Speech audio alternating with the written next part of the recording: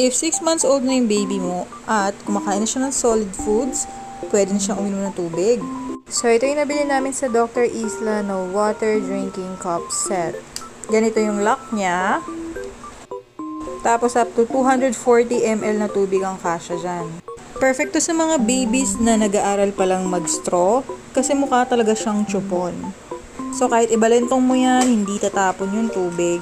Pwede mo rin itaktak kung gusto mo. Meron din siyang gravity ball para kahit nakabaligtad yung bottle, makakainom pa rin si baby or kahit nakahiga siya. So, ito naman yung isang takip na pwede nyong gamitin pag nag 1 years old na si baby para ma-train na siyang gumamit ng straw.